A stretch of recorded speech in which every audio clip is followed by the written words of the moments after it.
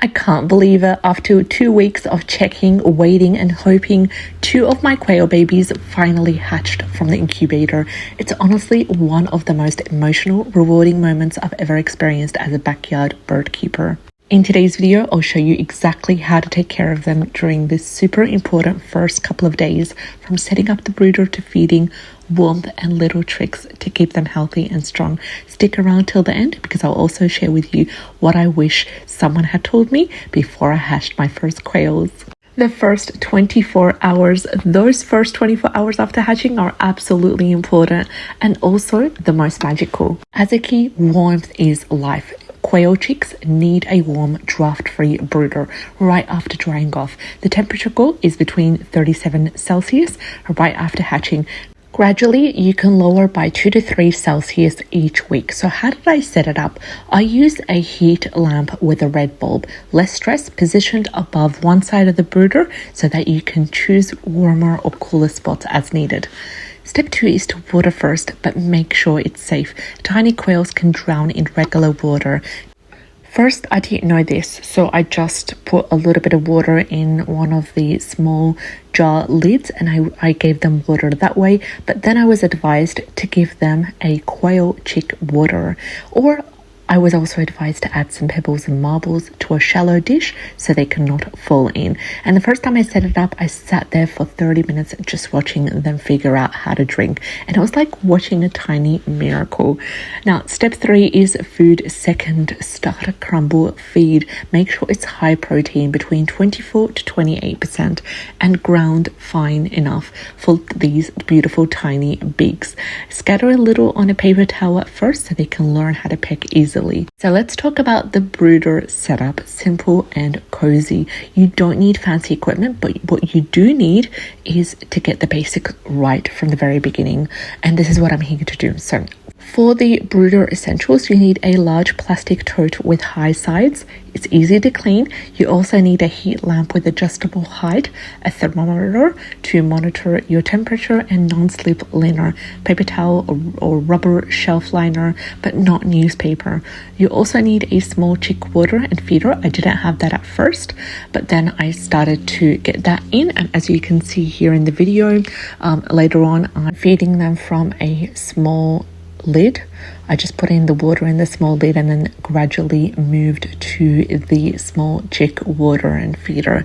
So I also need you to watch their behavior, because chicks huddled under the lamp, it's too cold. If the chicks spread far away, it's too hot. And if the chicks move freely, it's absolutely perfect. So you can go ahead and adjust your lamp height based on their behavior, more than just the thermometer as well. So let's talk about feeding and hydration tips that really made a difference. Feeding baby quail is super simple, but getting it perfect sets them up for strong growth. So let's talk about starter feed. It's absolutely non-negotiable. At least 24% protein, crumble, not whole grains, and tiny, easy to peck pieces. So what I did is I crushed their feed even finer in the first few days. They're just so small. And you can also add vitamins in their water. It's optional, but it's really amazing. And I added a few drops of chick vitamin supplement into their water for extra strength, especially helpful if the hatch was stressful or even if it was late as well. Need to encourage curiosity and movement, so gently tap the food with my finger to mimic pecking, and they quickly copy it. It really helps to stimulate natural instincts way faster.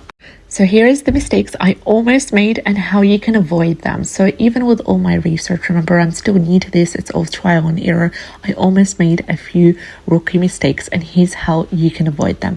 Mistake number 1 is too much heat. Now, I thought warmer is better, especially here we have autumn. At the end of autumn, and it's getting really cold indoors, and I initially bought them from the garage to stay in my daughter's room, and the reality is overheating is just as dangerous as chilling, so always watch out for your chicks.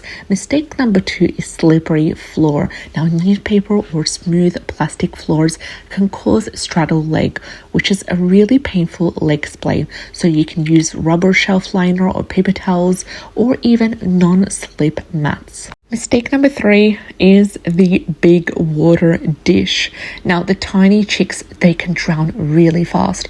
Always keep an eye on them.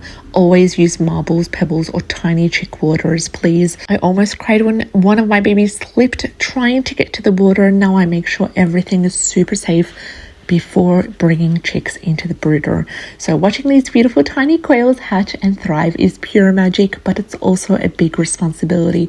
With the right warmth, clean water, good food, and a cozy setup, you can give them the most strongest, healthiest start possible.